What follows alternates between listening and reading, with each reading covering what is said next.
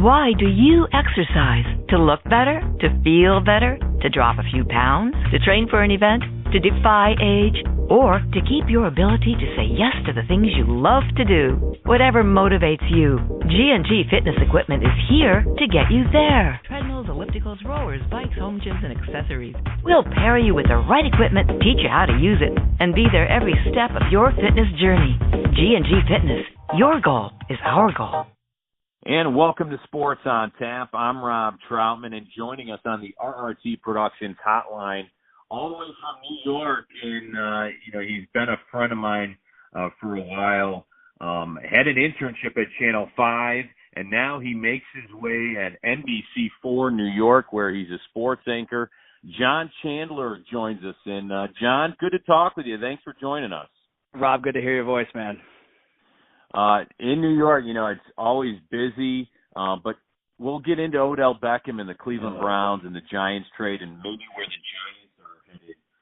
But tell us a little bit about, you were in Cleveland, you were at Channel 5. I know I had my internship there. Always a guy I look up to when it came to sports anchors. And talk about a little of your experience and where you've gone to. Well, I've been kind of all over the Northeast here. I did a tour in Cleveland there at WEWS ABC, which is a station that's close to my heart because I grew up watching it. Grew up watching my uncle Neff Chandler do sports there and calling Browns games and Indians games. For those of you old enough who might remember that of the early '80s, and then so it was really neat to be there and see a lot of cool things from LeBron James. Blossoming from gangly high school freshman to NBA sensation. That was a pretty cool thing to see. Moved on to Boston in 2007.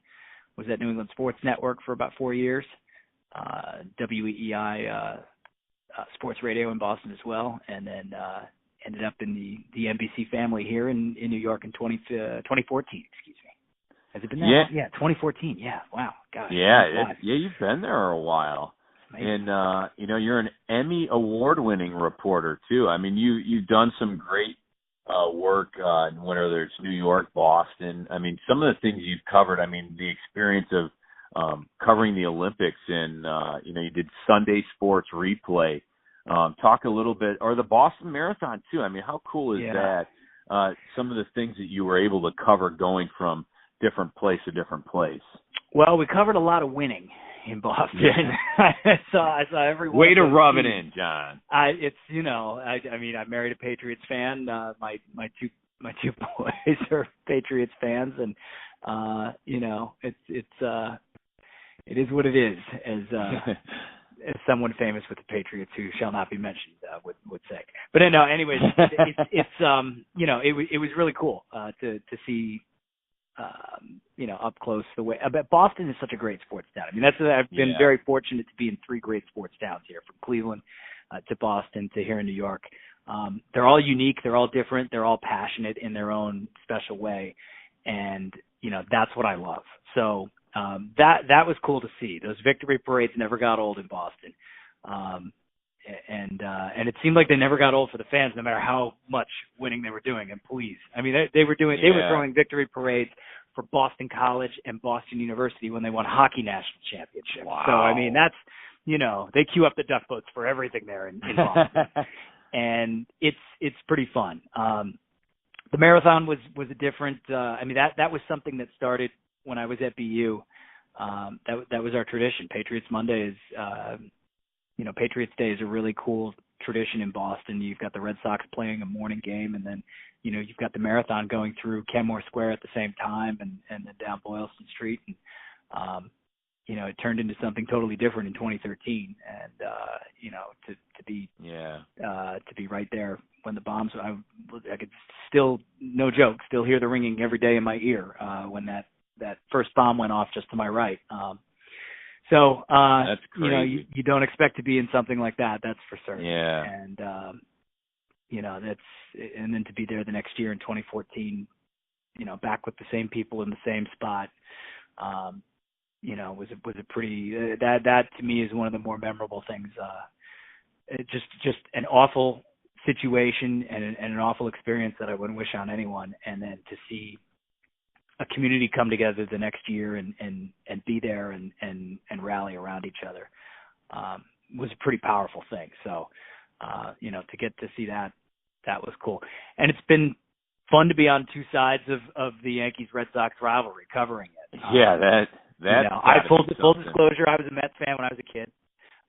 That was in addition to the Indians, because the Indians were not very good in the '80s. I needed to hitch my ride to someone's wagon, and I loved Gary Carter. I loved Doc Gooden, and my first baseball mitt was a Ron Darling mitt. So that's been kind of fun to be up here and be a part of all that. But it's just I go where this ride takes me, and we'll see. I mean, I think it's a pretty cool ride, and it was really cool to see it, when you were in Cleveland, but now, I mean, you're right in the thick of it at Rockefeller Center there in New York now. I mean, it's a cool journey that you're on, and glad you could, share that with us here on Sports on Tap. Sure. John Chandler joins us. He's with NBC4 New York. And, John, what was your first impression, when you got to see the Cleveland Browns first made a trade earlier, and Kevin Zeitler goes to the Giants, and I thought he was a really consistently good offensive lineman here in Cleveland, and kept Baker Mayfield upright for the most part. But we get Olivier Vernon, a very impressive defensive lineman. Although I've heard mixed reviews in New York. What's your reviews on him on that first trade that went down? Well, it wasn't a good fit. Vernon in New York, he was playing under a massive contract and was not, by almost anyone's measure, living up to that contract. He was injured a lot, so he had some trouble staying on the field, and then trouble making the impact that I think everybody was looking for based on the numbers. And that's sometimes hard when he's on a massive contract like that and you're producing. And he was the Giants' best pass rusher last season. I mean, I think it was like 7.5 sacks. Mm-hmm. He got to the quarterback and knocked down the quarterback. I think the stat is almost, I think it's double at least of anyone else on the Giants roster. Now, the Giants' defense was abysmal last season, so it's admittedly a low bar. And so, I think it's tough to judge just how good of a season Olivier Vernon had. But you can't deny he was their best pass rusher last year. He's a talented player. And I just think they were looking for a lot more from him. Dave Gettleman comes in, and that wasn't a Gettleman signing, and he's trying to kind of clean house and get his own vision in here. And I think it was pretty evident that Olivier did not fit in with what Gettleman and Pat Shurmur and James Betcher, the new defensive coordinator, are trying to accomplish here. So we knew Vernon was on the market, and we knew they were shopping him. I think it was a great deal. Pound for pound, I think it was your classic win-win, which you don't see a lot of, but that's a win-win deal for the Giants and for the Browns, because the Giants get one of the better guards in the NFL. I mean, if I'm not mistaken, Zeitler graded out in pass protection better than any other guard in football. So, from that standpoint, you looked at it and you thought, okay, well, the offensive line had an awful time keeping Eli Manning upright. You instantly improve that offensive line in this trade. And all of a sudden you're trying to talk yourself into, okay, I can see why Eli Manning would be sticking around, maybe this offense can do something. He's going to have Odell healthy. He's going to have Sterling Shepard and Evan Ingram. Those guys are decent. You've got Saquon Barkley, who was fantastic in his rookie season. Absolutely. Maybe there's some protection. Maybe it works. And then in the back of your mind, you're thinking they wouldn't really trade Odell Beckham, because that was the rumor. Beckham was a part of that, that rumor going to the Browns, and Zeitler would have been a guy they would have gotten in return. Yeah. Well, and that's what we heard here was a lot of, Kevin Zeitler, 2 number 1 draft picks, a 3rd round pick, and then, possibly another player.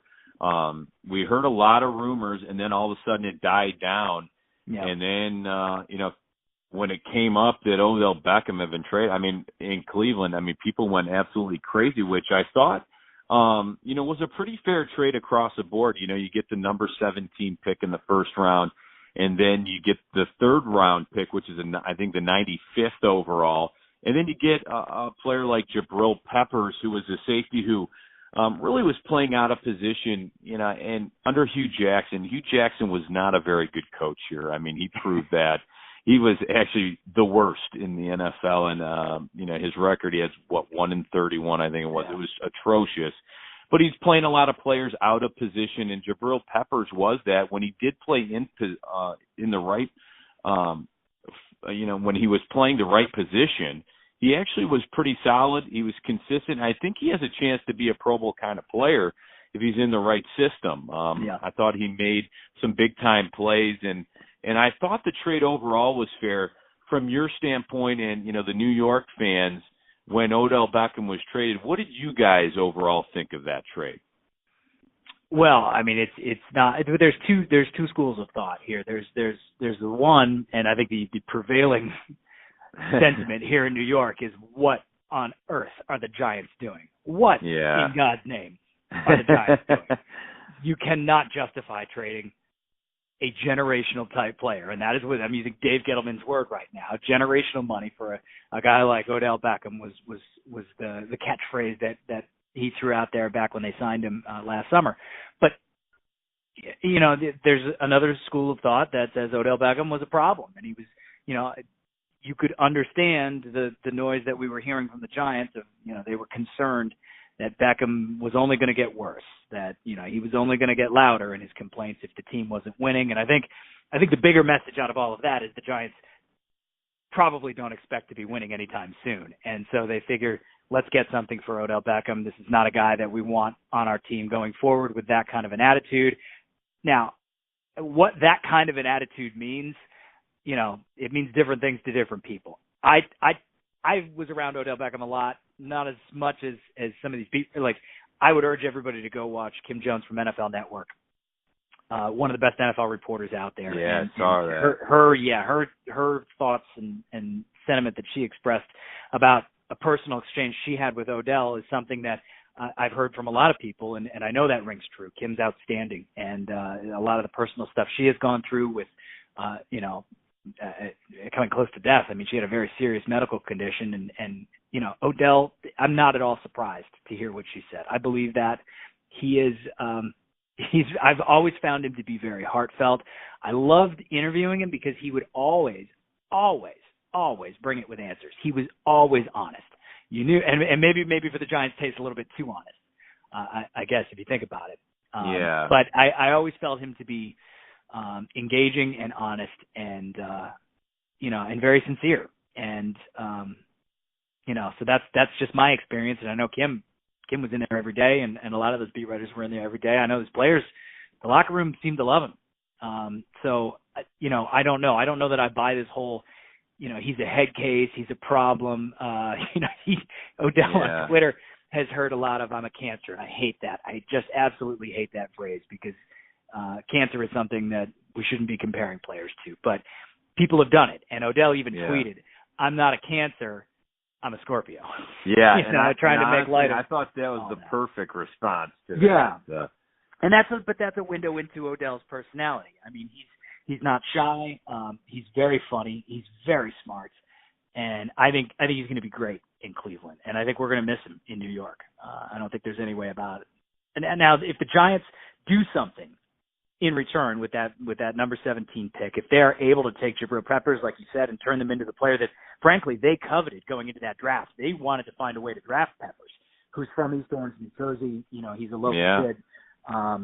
Not that matters, but the talent that they liked. So in their eyes, they're getting 2 first-rounders. They're getting the 17th and Peppers in return, and then the 3rd rounder, that was enough to wow them, as Gettleman said he needed to be. So, I think they see it as a fair deal. I think Giants fans look at it and they see you're never going to get a player like Beckham again. How can you even call this fair? And I think you could see it both ways. But I tend to fall in the how are you going to let a player like that walk?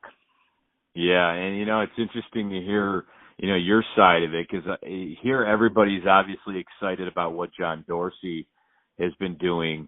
And we're talking with John Chandler. He's a sports anchor for NBC4 in New York.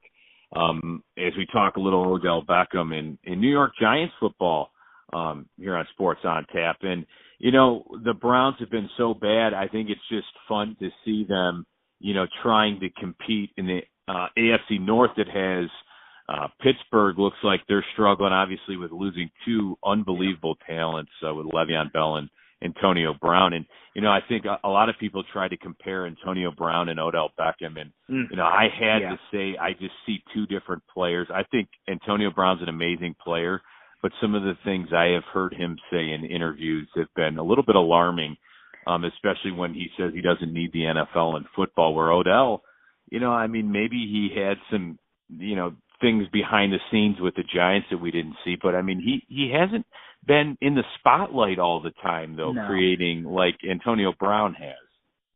Yeah, the Giants did not like some of the decisions that Odell made in terms of, there was the infamous boat trip before the playoff game. Yeah. And I saw a Beckham that matured over the years he was here. The interview with ESPN where he seemed to be knocking Eli Manning last season, I know that ruffled a lot of feathers. Pat Shurmur did not like that. Dave Gettleman did not like that. It didn't go over well with the Giants. But that is Odell. He is not going to shy away from telling the truth and speaking his mind. And I think if you go back and you watch that interview and you listen to what he says, nobody's ever going to question this guy's work ethic. Odell Beckham is there. He is putting in the time. He is putting forth the effort. He desperately wants to win. He is driven by this desire to win. And, I've heard a lot of players fake that over the years. They say it almost as if they're reading it from a card. That this is a line I'm supposed to say, and yet at the end of the day, they just want the money. I genuinely believe Odell Beckham and teammates will attest to this with the Giants. That dude wants to win. And he is going to push himself as far as he can because he wants to be great.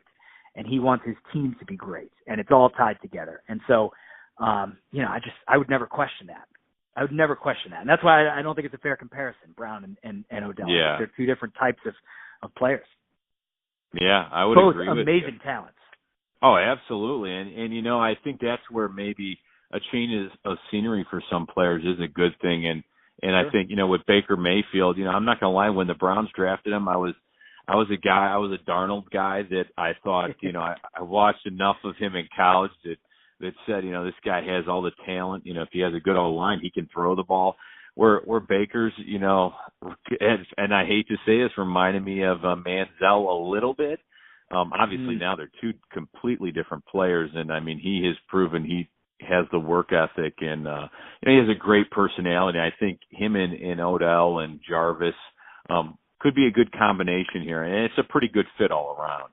I think you're right. I think his personality is something that's attractive to Odell. I think that's a rah-rah kind of a thing, a guy that's gonna that's gonna be fun, and as hard as Odell works, he likes to have fun. If you remember when he signed his big contract, I don't know if you remember the Instagram story that he put out there, but it's him. They're playing the OJs for the love of money, and the locker room is all dancing in celebration with him. It was insane. It was great, and it was fun, and it's his personality, and he does not like to be buttoned up in his personality. He is who he is. He is proud of who he is, and he does not like to shy away from that. And,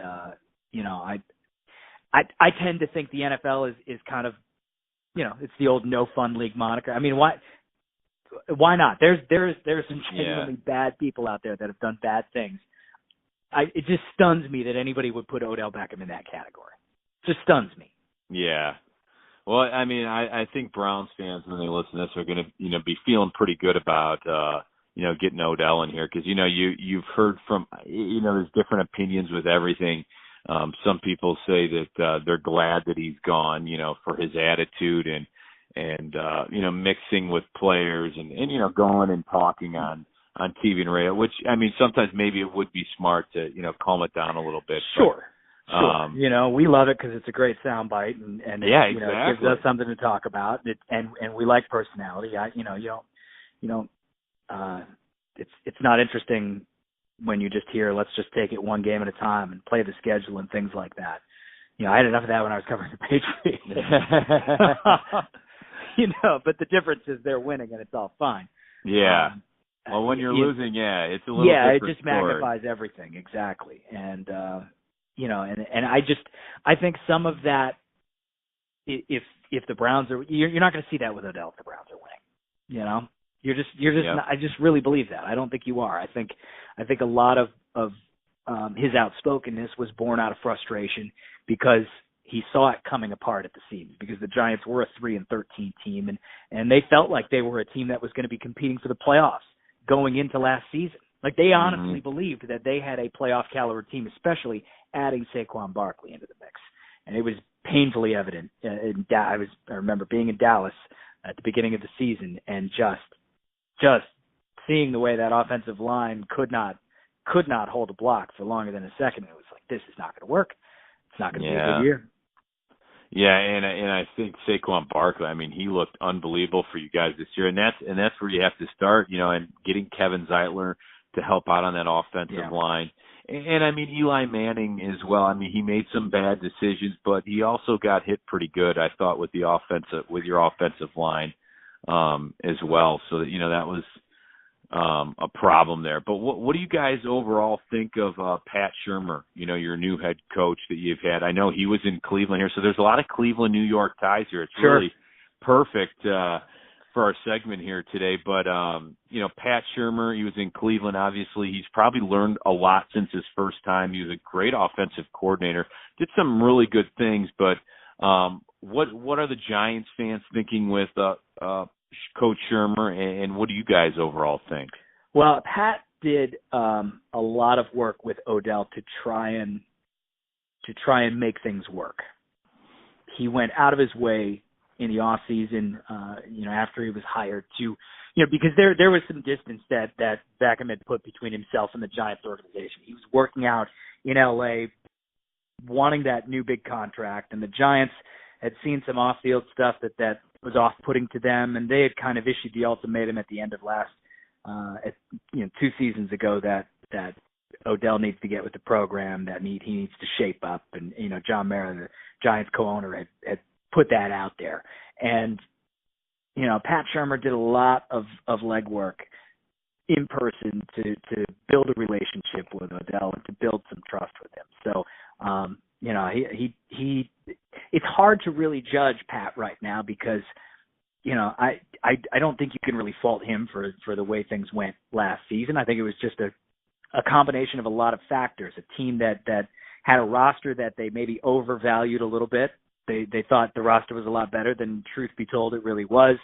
You had a lot of people. They were counting on Nate Solder to come in and be Nate Solder, and he had just a devastating year at the ultimate price at that position too. So there was just a lot of factors that contributed, and it all kind of fell apart, caved in on them at the same time, and so it's tough to get a read. I don't think this is a team that's going to turn around and all of a sudden be 8-8, 9-7 this season, or I mean, even better. I think that's a pipe dream at this point. Yeah. They're a rebuilding team. So, I don't know what's fair to expect from Pat Shurmur out of this. He's an interesting offensive mind. He did great things as an offensive coordinator in Minnesota, and that's kind of what attracted the Giants to him here. And part of that was because they have talented players like Odell Beckham Jr. Now they don't. So we'll see how that fits.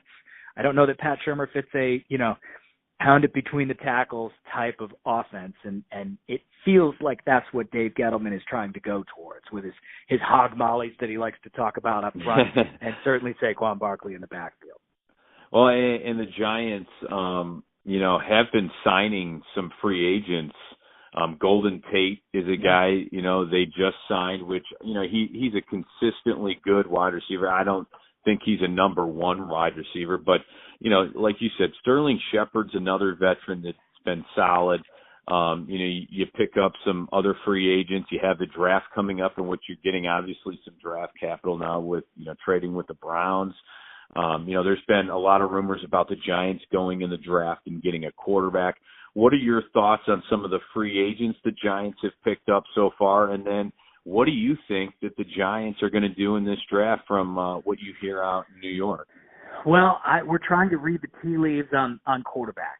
That's the big question. And and I think right now they've done a pretty good job of keeping their plans under wraps. I know they like Dwayne Haskins. I don't know how much they like him. I watched a lot of them at Ohio State. I don't know if that's my Ohio roots that I tend to see more of him than just about anybody else because I like watching the Buckeyes. But I think anybody should be thrilled to draft him. I think he's a smart young man. I think he's got a lot of potential. He's got size. He's got skill. He grew up a Giants fan. I know he's kind of been pushing that point.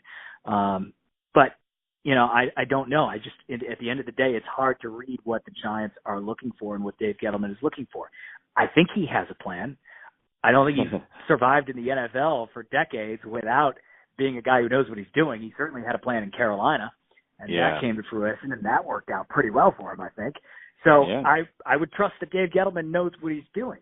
It doesn't seem like they have much of a plan right now when you cut your best offensive player, you cut your best defensive player, Landon Collins, you let him walk into free agency, and you trade your best offensive player, arguably, in Odell Beckham Jr. So, that's a lot of the argument here in New York. I tend to think I'm going to trust Dave Gettleman because Dave has been there, and I think, if he's got a plan, he's going to stick with it. He's a very headstrong guy. So we'll see. You have added and upgraded your offensive line. You still did get a pretty good wide receiver in Golden Tate. I agree. He's not a 1, and he's going to play a 1 on this team. We'll see how that works out. But they have some interesting pieces. And again, they have Saquon Barkley, who was an incredible player last year. I know the running back position isn't as valued as it used to be in the NFL, but you cannot deny the talent of Saquon. And I think his ability to catch the ball out of the backfield kind of transcends all of that to me. I kind of don't look at him as the typical running back, and so we devalue that position. I think the guy does so much on the field that you throw all that out, and he's a talent that you could build around. It's just how quickly can they build up? Dave Gettleman seems to say we're going to be able to win and rebuild on the fly at the same time. That can be done. We'll find out. In order to do that, you've got to hit some home runs in this draft. And, it's just a matter of, do they think Dwayne Haskins is that? Could they take number 17 and number 6 and do a trade to move up? Could they do a trade for, say, Josh Rosen? That was going to be one of my questions. That is being Josh talked Rosen about. was, absolutely being talked about in East Rutherford. I think everything's on the table there for them. Well, with the exception of maybe Kyler Murray. And, as I say that, because from our understanding, the Giants don't seem to like his lack of height. Who knows? I mean, I have learned covering draft after draft after draft that you shouldn't believe everything you hear in the months leading up to the draft, because most of it is a smokescreen. Yeah, and it's funny, this year the Cleveland Browns don't have a first-round pick now, so that has been our Super Bowl for the last 20 years. And this year we don't have a first-round pick, but we're hoping. It's nice to, I know my wife always says to me as I get all excited for draft night, right? And I got to cover it in Philadelphia a couple of years ago. The draft is a really big deal. Obviously, Cleveland Browns fans feel that way about the draft. And she's always just, really, you're going to sit here and you're going to watch this whole thing? It's like I don't understand. Like, okay, they made their pick. Now what are you going to do? Yep. Oh, I know. I would sit there too. Yeah, and it's like, listen, this is all we've got. My wife's the Patriots fan. I'm like, this is all we've got. Yeah, we're not used to winning. This is our Super Bowl. But it's a lot different for the Browns now, and I think, hey, you'll get rid of that first round pick. You would forego having to worry about the draft to have Odell Beckham in his prime on your team with Jarvis Landry, with Nick Chubb out of the backfield, with Baker Mayfield at quarterback. I mean, good for Cleveland, You should be excited about the Browns and what that team can do this year. Yeah, and it was fun to watch. I mean, it's crazy when Hugh Jackson left, the difference that happened, especially with the offense. Baker didn't get hit or sacked nearly as much once Freddie Kitchens took over that offense. And I think the way he ran that offense, John Dorsey really liked it. And, it's a risk. He's never been a head coach, but, the guy's shown what he can do with the offense. And, they were very impressive in the second half of the season. And hopefully, like you said, the Browns can make the playoff, make that push. And there's a lot of talent now on the team. Let's see what they can do with it. brought some really good coaches in here, and it's going to be fun to watch and see what happens. Also with the Giants, with these trades, you always want it to work out on both ends, and I think in this situation it can. So it'll be fun to watch. Hopefully it does. I'll tell you, I passed on my walk to work today through my neighborhood in Brooklyn. I don't know how many kids I passed at how many schools wearing Odell Beckham jerseys. So it's tough for Giants fans right now. It really is. Yeah. We're going to miss Beckham. He's an amazing talent. I think he was an amazing person. I really enjoyed my time here covering him from, I remember when Victor Cruz went down in Philadelphia with the, torn patella tendon. And I was at Odell's locker after that game talking to him. And he grasped the moment. His heart sank for Victor Cruz, and he realized he was going to have to step up. And, to kind of see that through to now, he's headed to the Browns. It's been an amazing ride for him. And I think it's going to be incredible in Cleveland, but I feel terrible for Giants fans who are going to miss having him. The Giants deserve to have an annual playoff contender every year. It's such a great fan base. They really bleed blue for this team, and they deserve it. They absolutely deserve it, and I hope they get it figured out because life is more fun when you're covering a winning team. No, there's no doubt. For a winning team, Well, and the Giants family, the Giants fans in my family will be, happier to be around if Big Blue is winning. So I'm sure. Good. Yeah, the family parties will be a little bit nicer and more fun to be at. I'm sure. Our family's crazy because my wife is from Connecticut, so she grew up rooting for the Patriots and the Red Sox. Her father and her brother are Giants fans. You've got Yankees fans in that family. You've got Giants fans. There's Mets fans. I mean, we're all over the place. So, that party, I bet you, is definitely a little bit of trash talking, I'm sure, on each side, right? It's fun, though. I bet you it's a blast, and hopefully the Browns can keep up the hot ride. They were labeled America's team now, and the Cowboys have been that forever, but now. Yeah, I think maybe let's pump the brakes a little bit. I know. Let's pump the brakes. I saw it that America's team. I'm like, I was like, wait a second. Let's not. This is not good. This is not what I want. Let's just little bit at a time. Yeah, let's see how this plays out. Because we haven't won a division since Bernie Kosar was the quarterback. So. I was going to say, it's making me a little nervous. Everybody's, talking about the playoffs and Super Bowls and stuff. I'm like, let's just, we won 7 games last year, which is unbelievable considering how we started. Let's just, my optimism is let's win 9 or 10 games this next year. Try to make the playoffs. Let's small steps, and, that way you're not disappointed. And but we'll see. I'm very happy with the way John Dorsey has been going with things, and he's going for it. Yeah, he's all in. He's all in on the window right now, and he should be. I mean, you have it is a short window in the NFL. That's the thing. Covering the Patriots, I think I covered them for like 7 years, and it is really a marvel and I really came to appreciate Bill Belichick and Tom Brady as well, as how they kept that going with a bunch of guys that they would just churn in and out, Yeah. I mean, the faces around them would change, and it stays the same up there. And that's an anomaly. So, good for Dorsey. You got to go for it now while you can.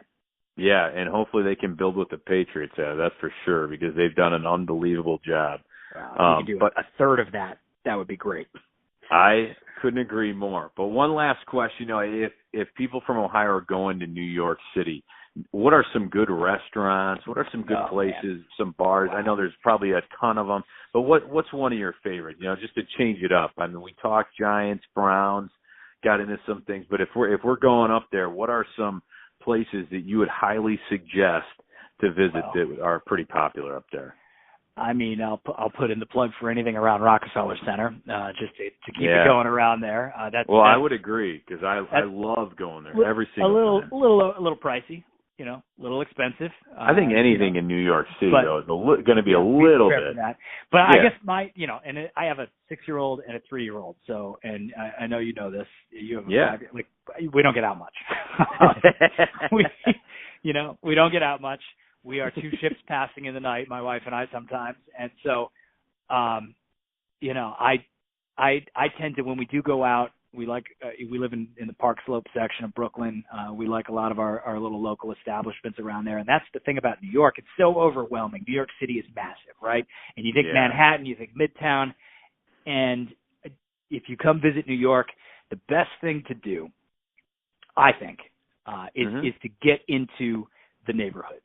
Because each little section of New York, regardless of whether it's uptown, whether it's downtown, whether you're on the west side, on the east side, if you're in Queens, if you're in, Brooklyn, if you're up in the Bronx, if you're down on Staten Island, you can find a pocket just about everywhere that has some great local go-to place that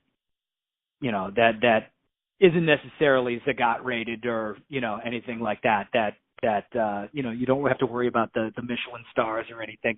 You just take it for word of mouth that, Joe's Pizza in Lower Manhattan is going to be great. Yeah. And, that little hole in the wall mom and pop shop that's been there for 40 years is going to be an absolute gem. And so there's a lot of places like that, the best thing to do is kind of ask around when you get to New York.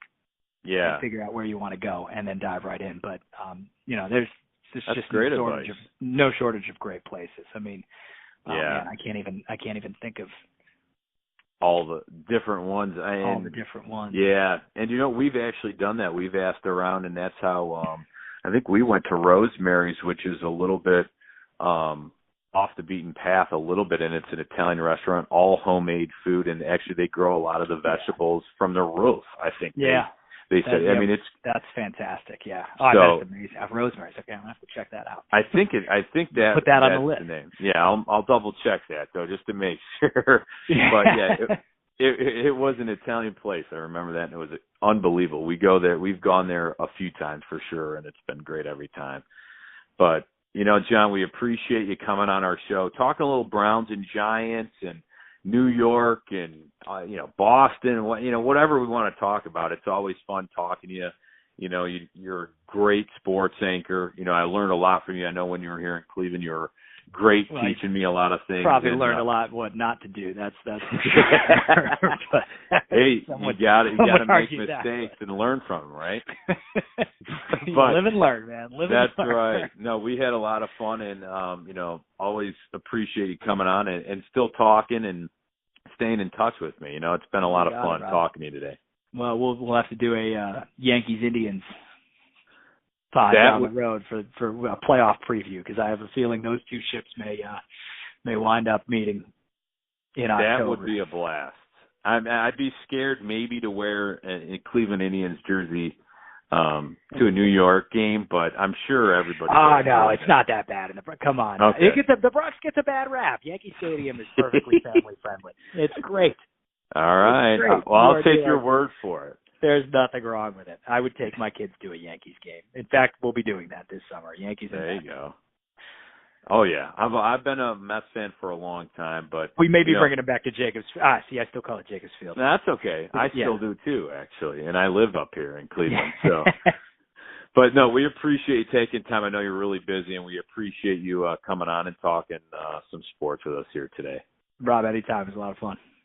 All right, that's John Chandler, sports anchor for NBC4 in New York. Want to thank him for joining us here on Sports on Tap.